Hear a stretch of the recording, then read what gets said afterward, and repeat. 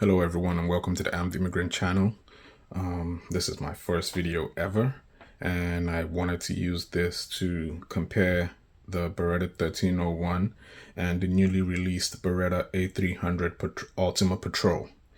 The Beretta A300 Ultima Patrol was announced at SHOT Show and it started to ship as at last week. And we wanted to compare with the 1301 to find out their differences and similarities and see what parts are interchangeable and what works. So we're going to get into it right now. The 1301 was released a couple of years ago, give or take, let's say 8 years ago. It's currently in its third generation, even though Beretta does not like to say there's a first or second generation. The first generation had an issue where if you touched the bolt release wrong, it ejects all the shells into the carrier. And then Beretta went back on the drawing board, redid that, and changed the bolt release and how it functions pertaining to the release of shells. The new Beretta 1301 that's currently being sold right now sometimes comes with a pistol grip. Other times it comes with a normal field stock, but it's more or less what gun enthusiasts like to call the third generation. And as you can see, I've had some modifications put in on my Beretta 1301. Have a Kicks high flyer choke, mag extension that I got off Bowtac,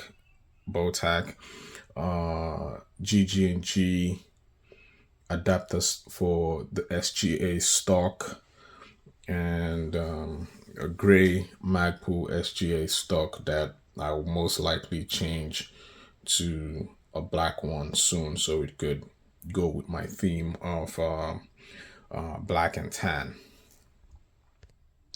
The new kid on the block is the Beretta A300 Ultima Patrol, which was announced at SHOT Show. It was designed from the ground up to be a tactical shotgun, designed and primarily for law enforcement, home defense. So what Beretta did was they took majority of the modifications that they found out that people did to their shotguns, did to the 1301, and incorporated it from the factory. It has a 7-round magazine, and that looks like an extension right there, but it's really not an extension. It's a full 7-round tube with a polymer sleeve in front of it. Also comes with a handguard that has M-LOK, that is M-LOK compatible.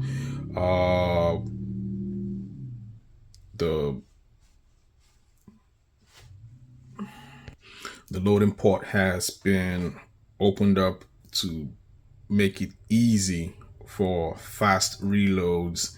The stock and the handguard are aggressively patterned so that you can have a good hold on the firearm. And it also comes with a QD socket or port at the bottom of the hand of the stock, and also with a QD mount in front of the firearm. So I'm gonna pause this video right now so I can break this down and show you the similarities of the internals between the 1301 and the A300 Ultima Patrol. So as you guys can see, the internals look almost identical with one two clear differences. My 1301 came with a 5-round magazine, while the A300 came from the factory with a 7-round magazine. Also, you can see that below the gas valve on the 1301 is where there's a black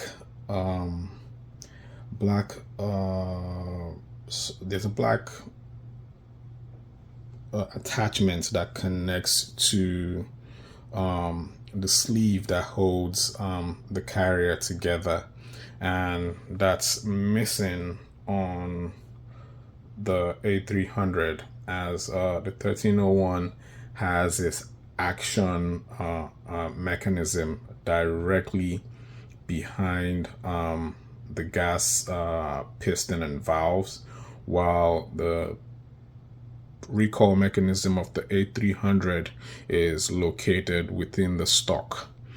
So I'm gonna have to pause this video again so I could break it down further and we could see what parts fit and the parts that don't fit, or the parts that aren't interchangeable between the both of them. As you guys can see, the handguard of the 1301 fits the A300 perfectly.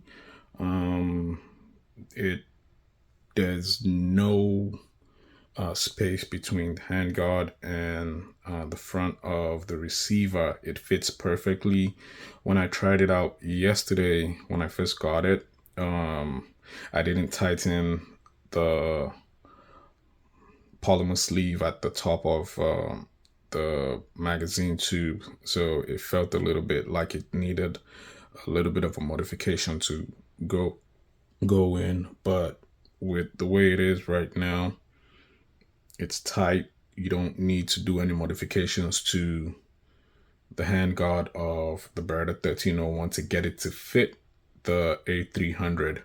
But on the other hand, the handguard of the A300, which, no, I'm not gonna lie, I actually prefer to that of 1300, does not fit on the 1300.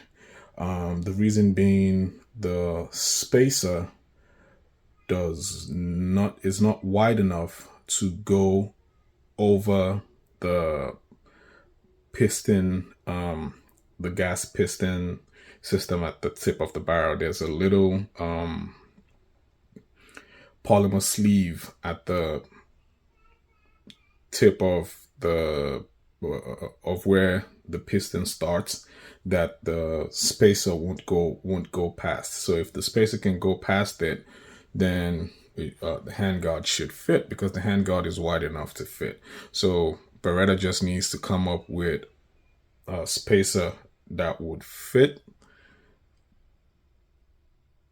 that's wide enough to go past the gas system of the 1301, and then that should fix the issue of getting the A300 handguard to on the 1301.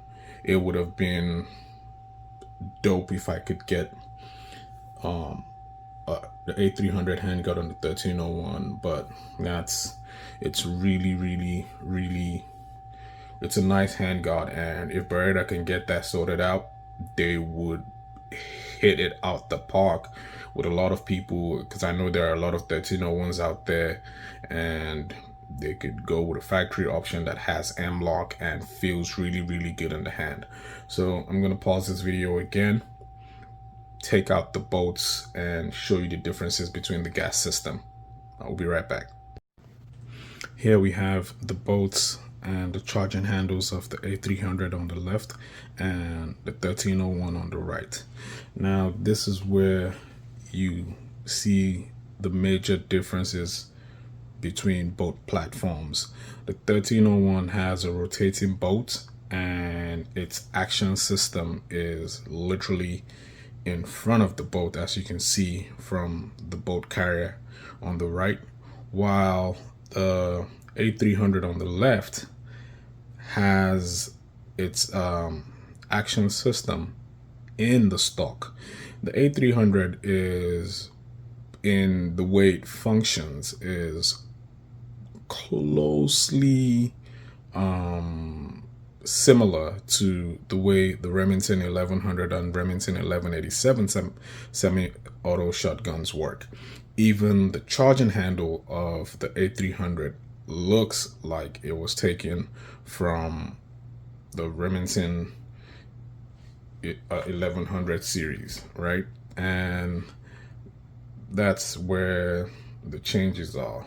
The 1301 uses the blink gas system, which Beretta claims make it 30% faster than anything that's currently on the market, while the A300 uses a normal gas system. I would say normal because Beretta doesn't say what kind of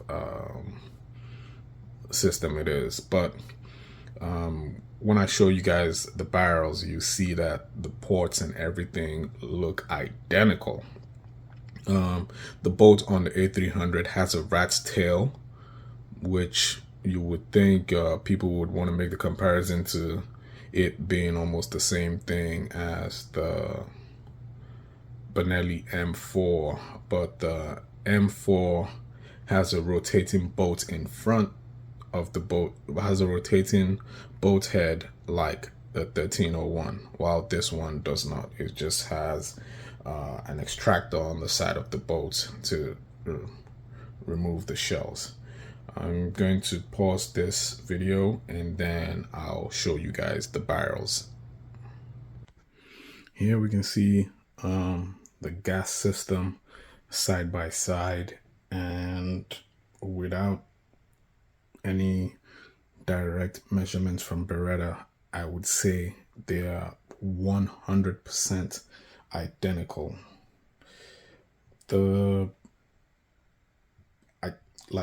I would say they're 100% identical, and I'll pause this video for a bit later on down the line and swap pistons between the both of them and see if it'll fit. But from just looking at it, the feel and everything, it looks 100% identical. The pistons are 100% identical and should interchange between the both of them, no problem. The piston current on the left is the one from the A300, and the other piston on the right is the one from the Beretta 1301.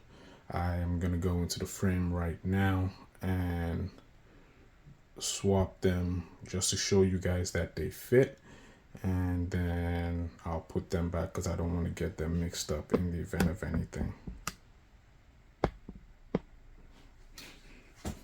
So I'm going to take the piston on the right, which is the Beretta 1301 piston, and I'll put it in the A300.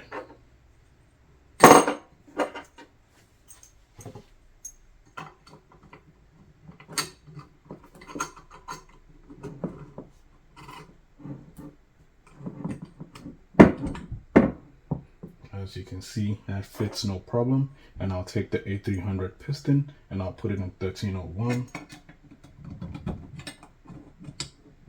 As you can see, that also fits no problem. I'll swap them back to how they're supposed to be.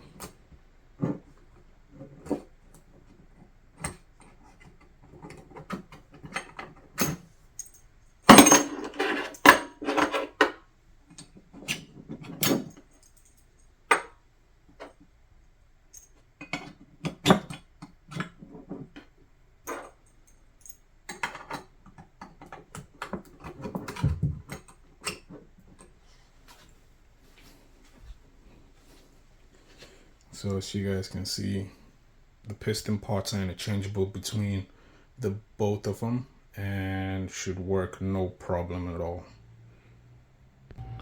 Right now we're going to take a look at the trigger packs and see what's going on down there. And if you guys noticed, I have a different loading gate on my 1301. I modded that with one that I got off the Beretta store, and that one, the one I have in my 1301 right now, stays down when it's in the normal position. It stays down in the normal position.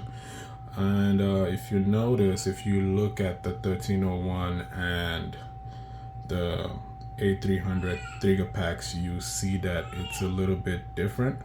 The A300 has a slightly wider trigger pack, and that's possible because the safety button is different from the 1301 to the A300.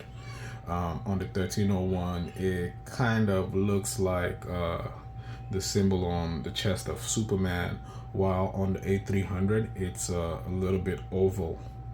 Not a little bit oval, it's oval in shape.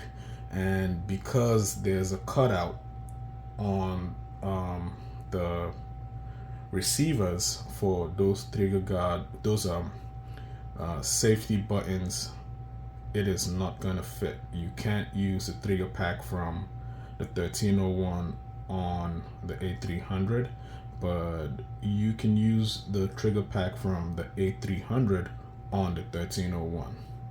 Yes, it should be able to interchange since it's a little bit smaller and than that of the 1301. It should be able to fit.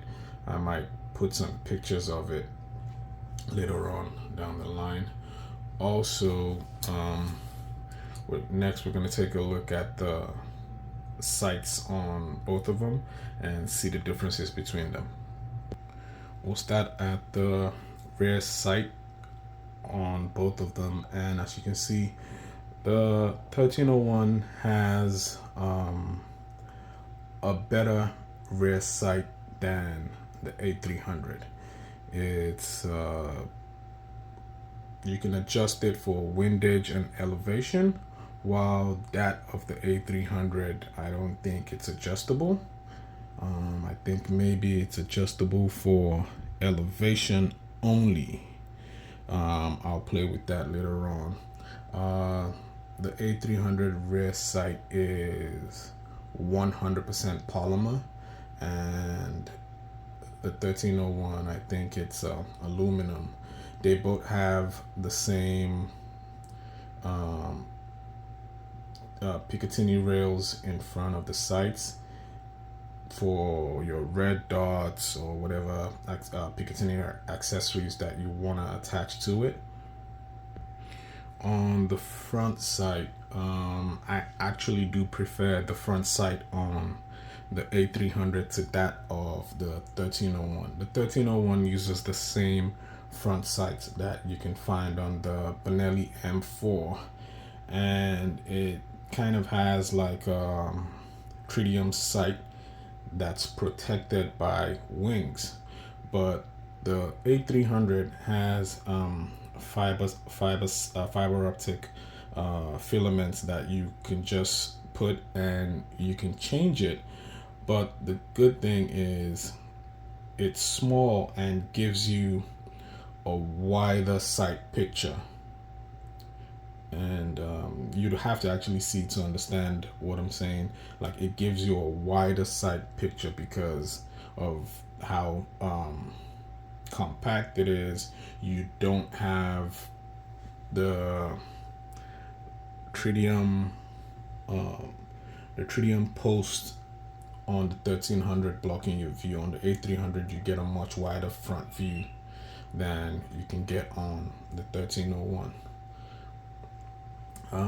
With that, these are the last things that are different on it. Right now, I just wanted to let people know who are on them, who are thinking of getting, what the differences are between the 1300 and 1301 and the A300. Pardon me. 1300 is well put together.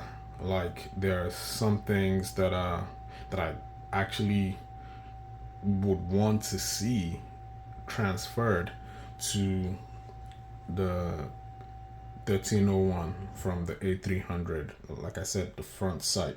If they could figure out a way to get that kind of a fiber optic front sights on the 1301, that'd be good. Also, the spacer for the 1301 handguard.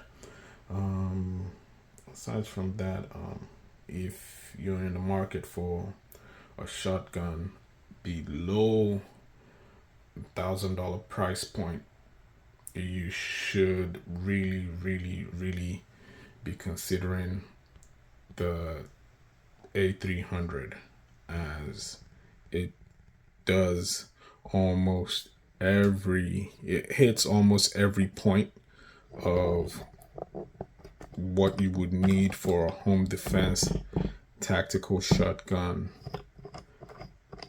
and gives you more than what you would get if you're trying to get any other shotgun, because it comes with a 7-round magazine tube straight from the factory, enlarged controls, the bolt release, charging handle, and the safety aggressive checkering on the handguard and the stock, and also comes with QD socket points for your slings, and it's M-Lock compatible right out of the box. So there's nothing you would want to change on this. It's good to go right out of the box. When I get the chance, I'll take both of them out and do a side-by-side shooting comparison to see if the claim by Beretta that the 1301 is faster than any other shotgun on the market. Well, thank you guys for watching my video. Like I said, this is my first video ever. If you want to see any more videos of the sorts, any comparison videos, I do have a fairly good collection of handguns, shotguns, and rifles. If you want to see any more videos, just put it in the comment section and let me know, and I'll do those comparisons. Like, share, and subscribe if you want. This is just a hobby for me. I'm not looking to make any money off of this. So if you want, you can like it, you can share it, you can subscribe. Thank you very much, and catch you guys on the next one.